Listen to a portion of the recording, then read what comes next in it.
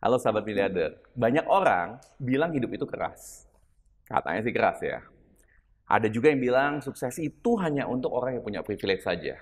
Nah pertanyaan saya, dibanding siapa? Nah hari ini saya kedatangan dan dapat kesempatan untuk ngobrol dengan salah satu pengusaha favorit saya, Pak Aubintoro. Halo Pak. Halo.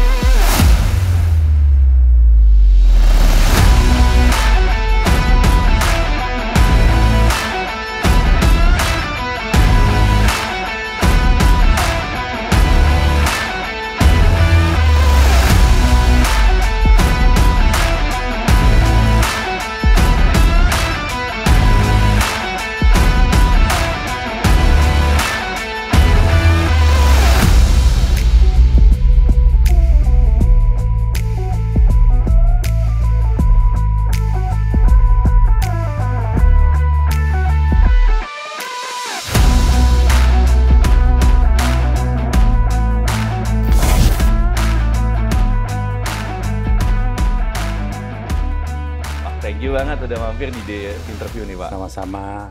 Nah, buat Anda yang belum kenal Pak Aubintoro, saya yakin banget udah tahu nama produknya. Olympic Furniture. Kalau nggak pernah tahu, bisa-bisa nggak pernah punya furniture. Karena udah ada di mana-mana ya Pak. Ya, dan juga terkena iklannya Pik Olimpik. Pik Olympic. Nah, udah pasti pernah denger dong. Nah, Pak Au, penasaran nih. Bicara tentang Olympic Furniture Olympic Group, sebetulnya apa aja sih Pak yang dikerjain Pak? Apa semua furniture aja atau bisnis Bapak lebih dari itu? Bisnisnya bukan sekedar furniture, tapi ada beberapa macam. Tapi mungkin saya cerita dari awal. Jadi 3 bulan setelah saya menikah, saya mulai mencoba untuk masuk ke dunia bisnis ya, supaya bisa menghidupi keluarga lah. Karena selama 3 bulan itu lebih kepada honeymoon. Setelah itu bulan keempat ya, persisnya di tahun 1975. Masuklah saya untuk pilih satu bisnis, yaitu membuat box speaker. Karena waktu muda memang saya hobinya di sound system, sehingga udah saya pilih box speaker itu sebagai produk produksi saya. Saya mulai dari 2 tenaga kerja. Dua tenaga kerja, namanya Udit sama Ukat, saya juga masih ingat, orang Sukabumi. Bekerjalah pasang terpal di depan rumah, di teras, dengan gergaji yang zaman dulu, yang zaman Konghu itu, sama serutan begitu. Manual ya Mas? Manual, masih pakai gergaji juga manual ya. Dengan modal 350.000 mulailah. Itu pun sekedar buat beli bahan baku saja. Mulai coba buat dan mencoba pasarkan sendiri ke Pasar Anyar, ke Pasar Bogor, terus berkembang sampai di 3 tahun kemudian, ya setelah 2 kali pindah itu juga, 3 tahun kemudian saya mampu beli sebuah lahan, yaitu di pabrik Olimpik sekarang di Gedung Halang, seluas 3.000 meter. Nah, waktu itu, waktu sebelum ke beli tanah ini, memang pekerjaannya sifatnya lebih kepada carpenter. Carpenter. Iya. Nah, begitu punya lahan, saya mulailah membuat sebuah pabrik dengan ukuran pabriknya 1.000 meteran. Nah, mulai masuk ke industrialisasi. Jadi produksinya mulai menggunakan mesin. Mesin juga sekedarnya bikin sendiri ya, tapi ada sebagian yang beli, tapi lebih kepada mesin-mesin yang konvensional. Mulai dari situ sampai berkembang. Di perjalanan tentu ada masuk ke bisnis lain, tapi berkembang terus sampai 1997 waktu itu. 1997 ya? 8 tahun kemudian lah ya. Ya, jadi dari loudspeaker setelah 7 tahun kemudian saya masuk ke furniture. Nah, dari situ terus kembang, boleh katakan setiap tahun satu pabrik, satu tahun satu pabrik. Wow. Perkembangannya cepat pesat sekali. Biasanya orang kalau pertumbuhan itu 30%, 50% ini selalu double up terus. Ya, sampai ada di satu lokasi yang di Gedung Halang sekarang itu sampai gedungnya ada 21 hall. Jadi luas pabriknya kurang lebih sekitar 5 hektar. Besar sekali. Di lahan sekitar 20 hektar. Nah, disitulah sampai sekarang masih beroperasi, tapi beberapa tahun lalu itu konsep tanah itu karena dia adanya di tengah kota, ya dibikin menjadi CBD. Oke. Nah, itu anak saya yang paling kecil, si Imelda, yang meneruskan untuk bikin satu kawasan seluas 25 hektar untuk dijadikan CBD. Dimulai dari perumahan. Nah, di perjalanan memang waktu Olimpik berjalan itu sebetulnya ada 3 bersaudara. Karena sampai tahun 1994 dirasakan perusahaan ini sudah terlampau besar, maka dipecahlah menjadi 3. Ya, jadi pecah 3 grup. Yang satu ditangani saya bergerak di panel furniture, yang satu lagi bergerak di sofa dan busa. Itu ditangani oleh adik saya. Namanya si Marba Atong. Kemudian yang kakak saya yang biasa nangani marketing dan keuangan atau hubungan luar itu lari ke properti. Ya, jadi 3 bersaudara ini melihat bahwa perusahaan ini sudah kegedean, kemudian juga dirasakan nih anak-anak sudah mulai dewasa, Betul. takut nanti masing-masing orang tua mementingkan anaknya. Betul. Sehingga akan terjadi konflik, maka dengan kesepakatan bersama dengan baik-baik dipecah menjadi 3 grup. Nah, sekarang saya adalah menangani Olimpik, kemudian yang adik saya adalah menangani sofa, spring bed itu apa nama mereknya itu adalah Bigland, ya. Bigland. Nah, Bigland ini dia terpisah sendiri, dia jalan sendiri. Kalau saya sama adik saya sampai sekarang masih terus menjalani produk Olimpik. Dan pertumbuhan sampai sekarang ya pabriknya sudah ada hampir boleh katakan setiap provinsi ada. Karena ada 34 pabrik atau 34 pabrik, kemudian ada di hampir setiap provinsi. Jadi ada total 34 pabrik ya, Pak? Iya, betul. Tersebar dari Sabang sampai Merauke. Wow. Jadi mendekatkan pabriknya ke pasar. Jadi memang supaya supply-nya nggak terlalu complicated. Nggak jauh, karena bagaimanapun yang namanya furniture itu kan baki. Jadi harus mendekatkan kepada pasar supaya dari biaya transportasi bisa dihemat. Nah, di tahun 2000 saya mulai masuk ke kawasan industri. Ya, itu pun karena kecelakaan bisnis. Sebetulnya nggak punya niat untuk masuk ke kawasan industri, tapi karena kecelakaan bisnis, karena di 97 sempat kena krisis, sehingga ada sedikit banting setir ke sana. Ya. Nah, itu kalau diceritain juga itu story-nya banyak. Kayaknya seru nih, bisa podcast Jadi lagi kawasan industri ini sampai sekarang berkembang. Masih bahkan sudah meluas ke Sukabumi. Ya, juga ada. Nah, di tahun 2022 saya masuk juga ambil franchise dari masuk ke retail furniture. Jadi buka toko jual furniture. Jadi toko juga ada ya, Pak? Ya, kalau kita lihat seperti sekarang itu ada Informa. Ya. Nah, saya ambil merek yang lain. Tapi di tengah jalan saya robah. Ya, dia Informa tetap jalan, saya jalankan dengan merek Funimat. Informa konsepnya big store, saya small store. Beda. Ya. Dan kita bisa lihat perkembangan dia juga cepat. Tapi kalau Funimat ini lebih kepada factory outlet, kecil-kecil tapi banyak. Jadi konsepnya memang disengajakan dibuat kecil supaya ada di mana-mana, begitu ya, Pak? Tapi sebetulnya konsep itu nggak begitu pas, sehingga kalah bersaing dengan mereka, ya kan? Nah, tapi setelah beberapa tahun kemudian saya robah ke sifatnya online. Jadi di tahun 2000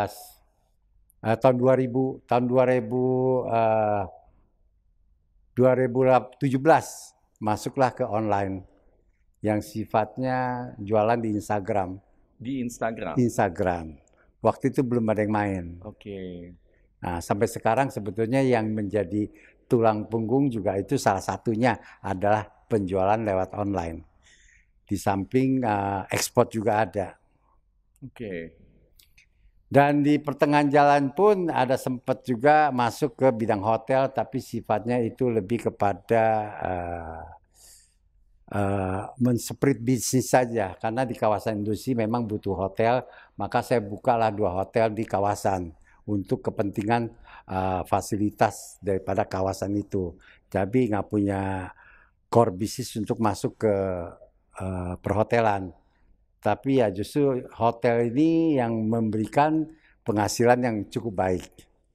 Yang mungkin Bapak kemarin juga sempat pergi, nah itu salah satunya.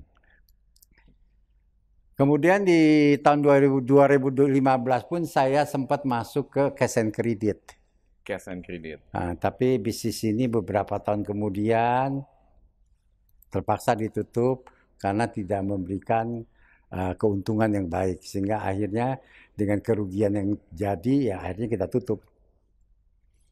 Tapi yang sekarang menjadi unggulannya ya tetap masih furniture, karena memang konsep bisnis saya adalah saya nggak mau telur itu ditaruh di satu keranjang. Saya split beberapa keranjang, jadi kalau satu sakit masih yang ada yang lain yang baik. Baik, dan itu penting banget guys. Kalau kita hanya naruh di satu keranjang, apa yang terjadi ketika lagi kena dampak? Itu bisa kelepak-kelepak ya Pak? Iya, betul. Nah, saya penasaran nih Pak. Bapak bicara tadi di tahun 1975, modal 300.000. Saat itu usia Bapak berapa? Saat itu usia saya 25. 25 tahun. Modal 300.000 itu dari mana Pak? Waktu itu karena habis nikah nggak punya duit ya akhirnya 300.000 itu kemana, 350 ya. Saya boleh curi mas kawinnya istri saya jual. Nah itulah jual gelang emas dapat 350.000. Waktu itu dibelanjakan ke bahan baku dapat tripack yang 12 mili dapat 10 lembar. Maka saya bikinlah box speaker beberapa puluh biji, itu dijadikan modal awal. Jadi Bapak yang kerja sendiri bikin box speaker? Ya, dengan tukang tadi dibantu tukang 2 aja. Tapi mengenai isi dalamnya, elektroniknya saya yang pasang. Jadi benar awal-awal nggak ada suatu privilege ya dibantu sama orang tua, atau mungkin orang tua itu juga dulunya pembisnis? Memang orang tua saya sih awalnya pembisnis, tapi pada saat saya sudah menikah, beliau itu jatuh susah. Artinya bisnisnya kebakaran, habis juga. Sehingga waktu saya mulain, tidak ada yang bisa diharapkan dari orang tua saya. Jadi boleh dibilang benar dari nol ya Pak? Dari nol. Dan modalnya dari emas kawin. Betul. Istri nggak marah atau? Waktu saya jual sih dia nggak tahu, ya kan. Nah, setelah tahun 2005 baru saya kasih tahu dulu loh. Saya mulainya habis curi mas kawin kamu, saya jual. Sekarang karena saya sudah berhasil, saya kembalikan. Oke, udah nggak marah ya Pak ya? Nggak marah. Nggak marah. Karena hasilnya ada kan. Oke. Bapak bisa mulai bisnis speaker, kemudian berkembang ke furniture. Itu ilmu bisnisnya belajar di mana Pak? Apakah Bapak kuliah dulu untuk bisnis ini, atau gimana ceritanya? Saya justru sebetulnya miskin duduk di bangku sekolah. Miskin duduk di bangku sekolah? Ya, di SD saya mulai sekolah 9 tahun, umur 9 baru saya punya kesempatan untuk masuk kelas 1 SD. Agak telat ya? Agak telat.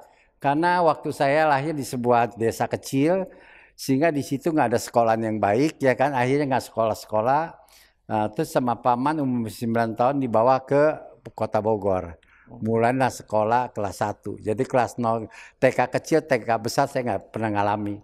Kelas 1 sampai kelas 2, kelas 3, naik kelas 4 nggak naik. 4 SD? Iya.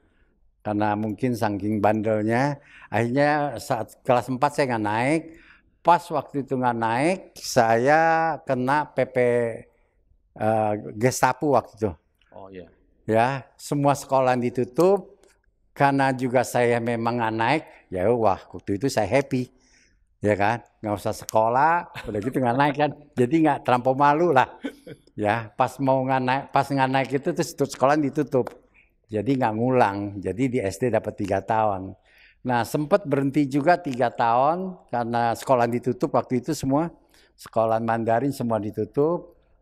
3 tahun kemudian saya masuklah di salah satu sekolahan, yaitu sekolahan gereja Gersida. Itu pun juga sekolahnya baru, sehingga dia juga butuh siswa baru. Saya coba apply ke sana, saya coba masuk ke SMP. Memang waktu itu masuk nggak pakai ijazah. Ya, saya bilang waktu itu mau masuk, saya bilang saya punya ijazah.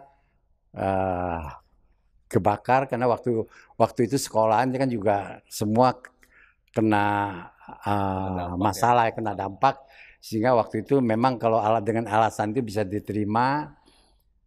Akhirnya saya diterima lah di kelas 1 SMP, ya, SMP 2, SMP 3, ya. Jadi sempat 3 tahun di SMP. Akhirnya lulus juga dengan berbagai cara lah ya. Kalau biasa sih lulusnya pasti nyontek lah baru bisa lulus. Ya, jadi kalau buat ilmu nyontek saya udah paling pinter lah. Number one. Nah, kemudian naiklah ke SMA, saya dapat 3 bulan.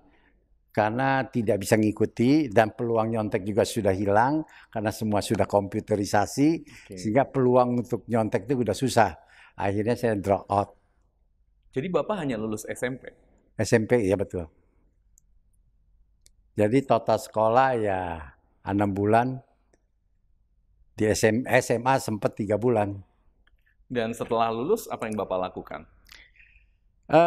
Setelah lulus ya akhirnya saya bantu paman untuk jualan sepatu di Jakarta, jaga toko. Oh, jadi kerja dulu ya? Kerja dulu 2 tahun. Bantu paman tiap hari pulang pergi Jakarta Bogor.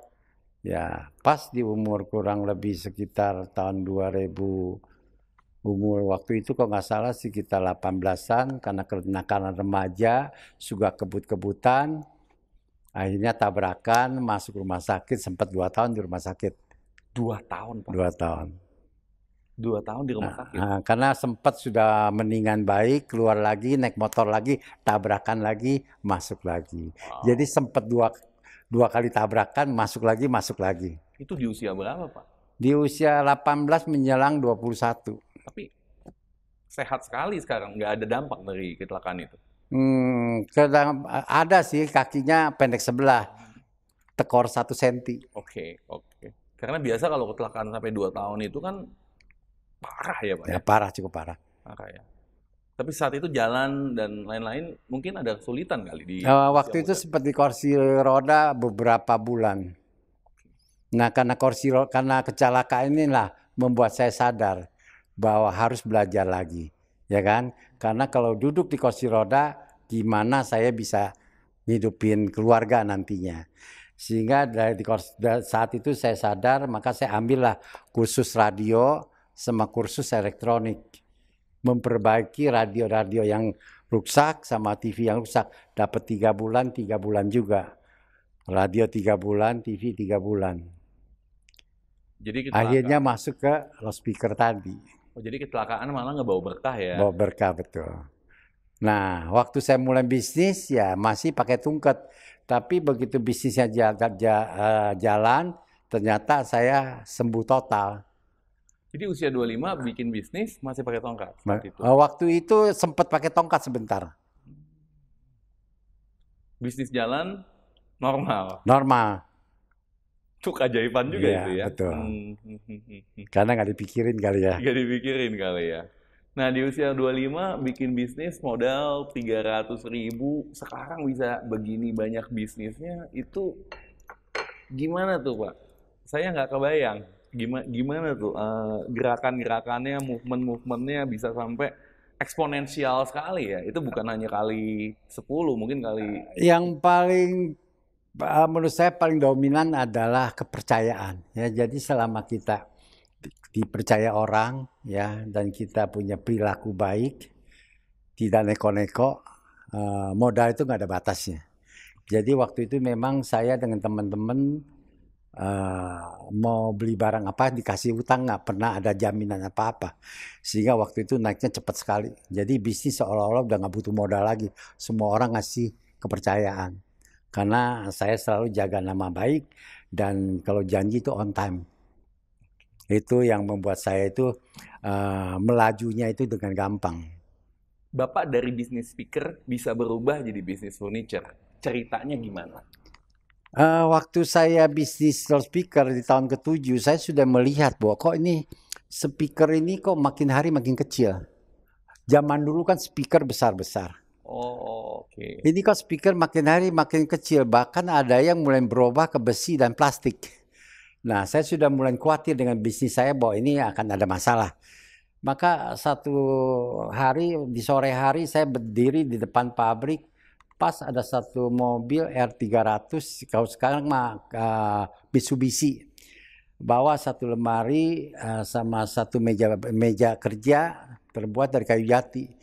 Saya perhatikan sore itu di depan teras, saya perhatikan kok ini mobil gede gini bawa lemarinya cuma satu, mejanya satu. Terbuat dari kayu jati, ini pasti mahal. Dan juga ini negara kita ini negara kepulauan. Ini gimana dikirimnya ya kan? Sempat memperhatikan itu. Tapi di saat itu saya nimbul ini kalau meja kalau dibikin knockdown, lemari bikin knockdown nih mobil muatnya bisa banyak nih, kirimnya bisa gampang. Nah, disitulah idenya muncul. Maka saya memikirkan bagaimana dikemas dan bikin jadi sistem knockdown. Nah, dengan ide ini maka muncullah produk Olimpik yang knockdown. Karena waktu itu saya juga bekerja di loudspeaker, bahan bakunya particle board. Saya bikin lemari pun dari meja belajar ini juga dari particle board. Jadi pertama yang bikin meja belajar, bikin lemari dari particle board adalah saya. Dan saya akalin supaya bisa knockdown, ya kan? Supaya bisa dikemas jadi kecil-kecil sehingga bisa kirim jarak jauh. Dan produksinya bisa massal. Dan itu ide Bapak sendiri? Ide saya sendiri. Waktu itu belum ada knockdown. Nah, di situ berkembang dengan cepat dan semua mass production. Nah, di situ pertumbuhannya cepat sekali. Pernah ada resisten nggak sih? Atau dari orang lain bilang, ini nggak bakal bisa kepake? Kan biasa ketika kita membuat suatu inovasi, kan market nggak langsung terima ya? Karena waktu itu kalau kita lihat furniture terbuat dari kayu jati itu mahal. Tapi dengan saya membuat dari particle board dengan mass production, ya kan, jatuh harganya itu murah. Jadi ya nggak bedanya sekarang lah. Ada baju yang cuma 20.000, 30.000, orang beli juga nggak banyak komentar, ya kan. Yang jutaan juga ada, tapi ya waktu itu justru saya bikin furniture yang murah. Sampai kebetulan waktu itu saya pushnya ke sekolahan. Jadi memang setiap siswa di saat itu produk Olimpik itu menjadi hadiah untuk kenaikan kelas. Betul, itu betul banget. Saya ingat banget meja sekolah saya meja Olimpik. Dan waktu itu marketing sistemnya ya saya pakai cara begini, siapa yang nggak naik kelas meja belajar boleh dikembaliin. Tapi nggak ada tuh yang dikembaliin. Nggak ada yang dikembaliin. Nggak ada, malu kali. Jadi artinya siapa yang pakai meja Olimpik dijamin pasti pintar dan naik kelas. Kalau nggak naik kelas, kembaliin mejanya. Jangan-jangan karena itu ibu saya beliin saya meja Olimpik. Betul, supaya anaknya jadi pintar kan. Ya, karena takutnya saya nggak ada kelas. Iya. Oke, seru banget. Bapak dapat ide-ide kreatif kayak gini dari mana sih, Pak? Sebetulnya ya memang mungkin bawaan lahir ya. Karena otak saya otak alfa bukan beta, sehingga agak sedikit kreatif lah. Kebetulan waktu di sekolahan juga mata pelajaran semuanya merah, yang hanya biru adalah prakarya, kesenian, sama menggambar. Nah, itu nggak pernah merah, tapi nilainya selalu yang paling tinggi 9, 9, 9. Karena nggak ada nilai 10 kan. Kalau ada 10 mungkin 10, tapi nilainya 8, tapi saya dapatnya 9. Jadi dari segi prakarya ya, kerajinan tangan saya nomor 1 waktu itu. Dari segi kesenian, olahraga, nyanyi, saya nomor 1 waktu itu. Wah, melukis pun demikian. Dulu juga juara juga. Sehingga akhirnya itu kebawa ke bisnis. Jadi kalau menurut saya sebetulnya seorang pengusaha itu sangat dibutuhkan kreativitas. Sangat dibutuhkan. Sangat dibutuhkan kreativitas untuk menciptakan produk-produk yang inovatif. Dan sayangnya sekarang kreativitas itu terkadang jarang dikedepankan ya Pak. Betul. Itu yang cukup menantang ya. Nah kalau bicara tentang bisnis Bapak nih, kayaknya enak banget kalau mau kita dengar. Kayaknya enak banget. Buka speaker tiba-tiba bisa dapat ide, buka furniture, kemudian sekarang udah punya sebuah kerajaan bisnis. Sebetulnya ada nggak sih tantangan Pak dalam bisnis Bapak selama ini? Ada kisah titik terendahnya nggak sih? Kalau titik rendah, kalau yang saya rasakan, saya pernah 2 kali berada di titik terendah. Yaitu satu saat di mana waktu itu juga berbarengan dengan Pak Harto jatuh. Tahun 1998. Nah, waktu itu karena krisis, saya baru pinjam dolar dari bank, ya kan? Karena krisis saya pinjamnya dijual 800, saya harus mengembalikan kepada orang 16.000. Wow. Nah, di situ boleh katakan antara bangkrut dan bertahan tuh tipis sekali. Boleh tahu jumlah nominalnya berapa, Pak? Waktu itu saya dapat pinjaman 20 juta.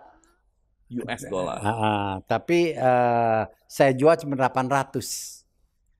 Dan saya harus kembalikan nilainya 16.000. Wow, jadi 20 juta dolar. Saya jual semua aset yang ada, maka tanah yang tadinya buat bikin pabrik integrated di Sentul, saya jualin untuk bayar hutang. 800 sampai 16.000. Betul. Wow. Habis semua ya Pak? Habis semua. Minus bahkan saat itu? Minus sih enggak, cuma ada sisa-sisa aset yang di Sentul, kawasan industri yang tadi saya buat sendiri, akhirnya saya jualin. Loh kok jual tanah enak juga ya? Nah masuklah ke kawasan industri. Kreatif ya Pak? Iya. Akhirnya bebasin lagi, jual lagi. Jadi jual beli tanah akhirnya. Nah di situ naik lagi dia. Jadi bukannya Bapak down, tapi malah ketemu ide bisnis baru. Ya, karena waktu itu juga pas kena krisis gitu ya, daripada saya pusing, saya tinggalin aja bisnis saya. Saya lari ke lapangan golf. 2 tahun saya main golf tiap hari. Bukannya stres, bukannya depresi, tapi main golf. Main golf aja udah ke lapangan sama teman-teman. Hanya terbentuklah Olympic Golf Club, sampai sekarang masih ada. Olympic Golf Club. Jadi sama teman-teman setiap bulan main 1 kali, lapangannya pindah-pindah. Nah itu di tahun 98. Sampai sekarang. Sampai sekarang ya? Ya. Oke.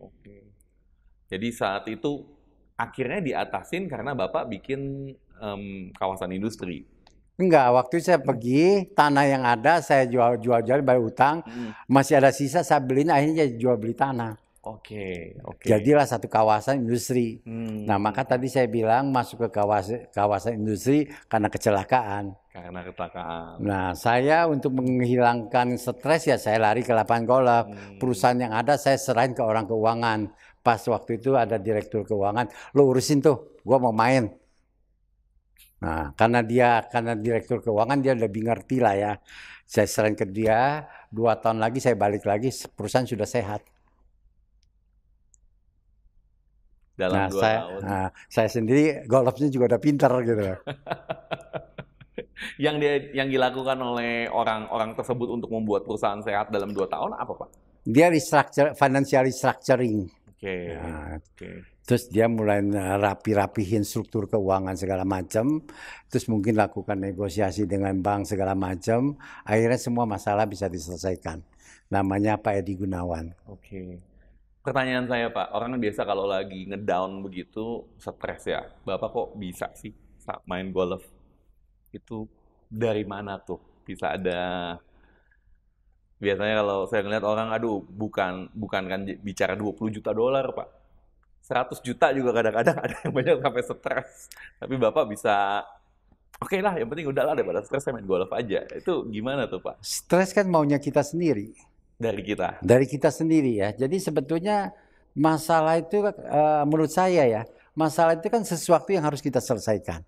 Semakin banyak masalah yang kita bisa selesaikan, maka rezeki akan semakin banyak. Kenapa kita mesti stres? Tapi kita jangan bikin masalah gitu loh. Jangan. Jadi buat saya masalah itu bukan sesuatu yang menakutkan, justru saya kadang-kadang kalau lihat masalah, nah ini dia. Begitu di tahun 2021 juga demikian. COVID ya Pak? COVID. Nah di situ saya udah lihat ini peluang buat saya. Dan di situ saya dapat peluang bagus. Di tahun 2021 saat COVID. Saat COVID. Dapat peluang lagi yang baru. Ya, kan yang tadi saya sempat bicara bahwa saya masuk ke factory outlet toko yang kecil-kecil itu kan berkaitan setiap tahun merugi terus. Ya. Begitu 2021 kena COVID, saya kan 2018 sudah masuk ke online kan. Begitu 2021 karena COVID maka online jadi naik. Masuk ke Shopee, Topet, Instagram tetap jalan. Jadi semua penjualan lewat online. Nah di situ bangkit lagi dia.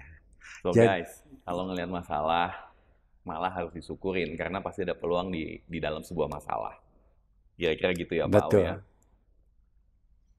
Jadi buat saya masalah itu justru sesuatu yang akan mendatangkan hasil sebetulnya. Jadi nggak usah kita takuti. Yang penting kita jangan bikin masalah. Kita jangan bikin masalah. Ya.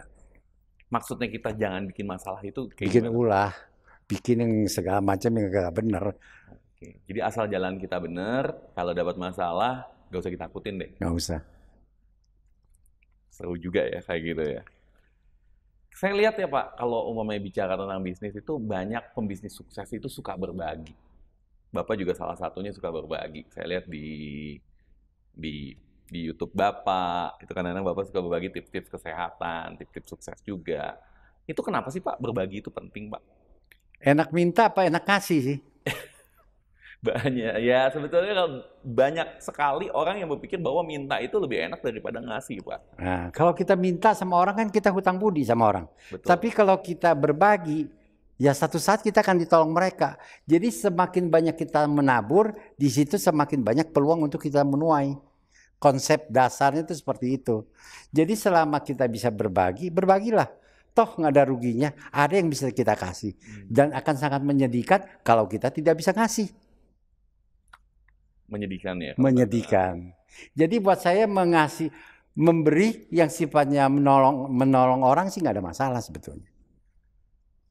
Dan sebetulnya karena berbagi ini, apakah Bapak ada suatu kejadian yang Bapak benar-benar alami secara pribadi karena memang berbagi akhirnya mendapatkan sesuatu? Pernah nggak sih itu terjadi, Pak? Biasanya sih justru dengan biasanya kita berbagi. Saya itu sudah punya satu feeling, wah besok lusa saya dapat rezeki lagi nih. Setiap saya melakukan pembagian, tidak lama kemudian pasti rezeki itu akan datang. Terjadi? Pasti terjadi. Satu dong Pak, cerita yang Bapak beneran alami. Banyak masalah yang saya hadapi setiap hari, tapi karena nggak pernah saya pusingin, tapi dia selesai sendiri tuh. Tapi orang lain yang bantu menyelesaikan, biasanya begitu. Dan bisa aja orang yang bantu menyelesaikan itu adalah orang yang Bapak pernah bantu. Biasanya begitu. Oke. Jadi nyata ya sebetulnya. Nyata itu. Bapak ada nggak satu keajaiban spiritual yang Bapak alamin selama ini dalam kehidupan atau bisnis? Ada sih ya, pada tahun lalu, mungkin tahun ini kalau nggak salah. Ini kasus masih hangat, belum lama. Saya waktu itu ke gereja,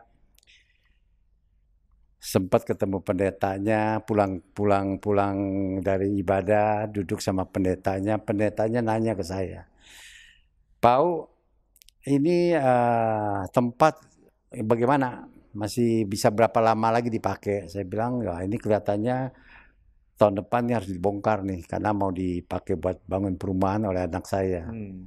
Nah terus bagaimana ini gereja?